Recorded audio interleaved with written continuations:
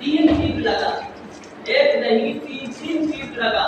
پھر بھی کیا ہے نماز کو نہیں توڑا، دوسرا تیر نے بھی نماز کو نہیں توڑا، تیسرا تیر اس لیے نماز کو توڑا کہ صحابی رسول کو اور اللہ کے نبی کو نقصان نہ پہنچے۔ یہ نماز اللہ کی صلاۃ خاشعون۔ ابن حبان نے اس صحیح حدیث کی اس کو نقل کیا کہ کیسی نماز تھی، نماز میں کیسے عاجزی تھی، نماز میں کیسا سکون تھا کہ نماز پڑھتے اس لیے کہ تیر لگتا پھر بھی نماز کو نہیں توڑتا، ایسی نماز ہے۔ نماز میں دل لگانا پڑے گا کہ حضرت حکیم الامت حضرت مولانا اشرف علی تھانوی رحمۃ اللہ علیہ کے پاس ایک شخص آیا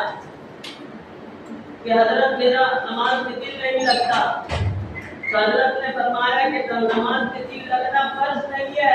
بلکہ دل کو لگانا فرض ہے۔ آدمی کوشش کرے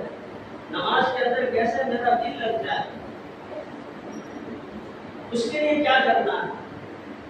اس کے لیے کون سی چیزیں اختیار کرنا ہے۔ علماء نے کئی چیزیں بیان کی ہیں، ان چیزوں سے نماز میں دل لگتا ہے، ان چیزوں سے نماز میں سکون پیدا ہوتا ہے کہ آدمی جب کوشش کرتا ہے تو اللہ اس کو عطا کرتے ہیں، اگر کوشش نہیں کرتا ویسے ہی کیا ہے رٹے رٹائے نماز زندگی بھر تک پڑھتا رہے کوئی فائدہ نہیں۔ تو نماز کے اندر خشوع لانا ہے،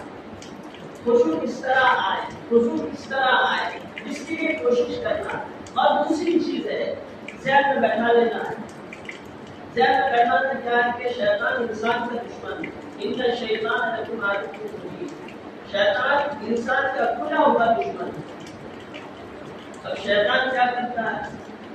اسے نماز کو قبول نہیں کی، کیوں نماز پڑھتا ہے؟ دو چیزیں، نماز کو پڑھنا ہے،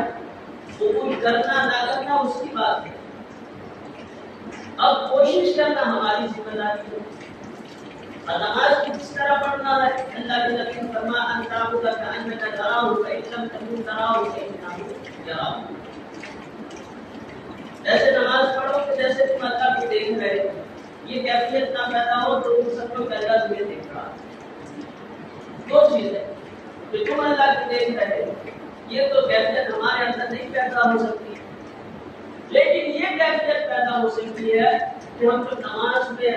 اللہ کے سامنے اللہ کے حضوری میں کھڑے ہوں تو یہ سمجھے کہ اللہ ہمیں دیکھ رہا ہے، مالک ہمیں دیکھ رہا ہے۔ اسی طرح سے علماء نے لکھا ہے کہ نماز کے اندر جو خشوع لانا ہے، نماز کے اندر دھیان لانا ہے تو ایک چیز کرنا پڑے گا، وہ چیز کیا ہے، نماز کے چھوٹے چھوٹے اذکار کی ترجمہ یاد کرنا پڑے گا۔ دیکھیے نماز کے اندر اگر کوئی کیا ہے سبحان ربی العظیم پڑھتا ہے اور اس کے ترجمہ اس کے ذہن میں ہے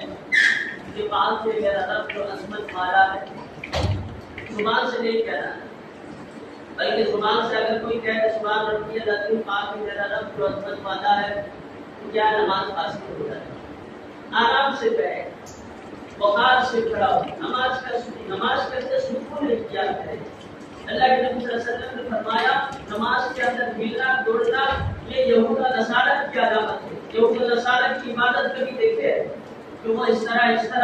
جھولتے ہیں نماز کی ان کی عبادت کے اندر، لیکن ہماری نماز کے اندر کیا وقار کے ساتھ جب آدمی ہاتھ اٹھاتا ہے تکبیر تحریمہ کے وقت میں ہاتھ اٹھاتا ہے، یہ ہاتھ اٹھانا سنت ہے، طاقت اٹھانا ہے کسی اٹھانا نہیں، کوئی ایسا اٹھاتا ہے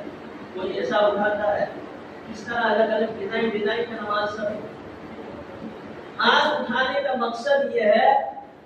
کہ دنیا سے دستبرداری ہو جائے اور اللہ کے حضوری میں حاضر ہو گیا، یعنی دنیا سے بیزار ہو گیا، دنیا کے پیچھے پھینک دیا اور اللہ سامنے ہے، میرے اعمال میرے نماز کو دیکھ رہا ہے۔ اس طرح ہاتھ اٹھانا ہے، کان کی لو تک دو طریقے ہیں، یا تو کان کی لو تک یہ اس طرح یا اس طرح کہ اس کا طریقہ یہ ہے سنت طریقہ ہے، بلکہ دنیا کو پیچھے پھینک رہا ہوں، دنیا کو پیچھے پھینک رہا ہوں اور دنیا سے دستبرداری ہو رہا ہوں اور اللہ میرے سامنے ہے، اللہ میرے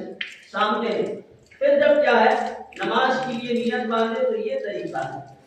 ناف کے نیچے ہاتھ باندھنا ہے۔ اللہ کے نبی صلی اللہ علیہ وسلم کی حدیث ہے تحت السرہ،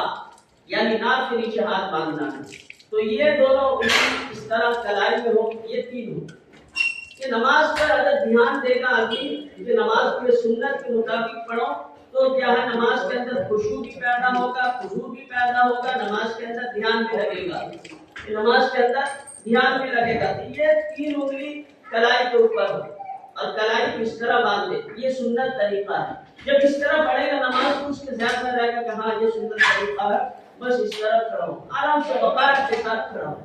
اللہ کے نبی صلی اللہ علیہ وسلم کے حدیث میں بھی ہے، اللہ کے نبی صلی اللہ علیہ وسلم ناف کے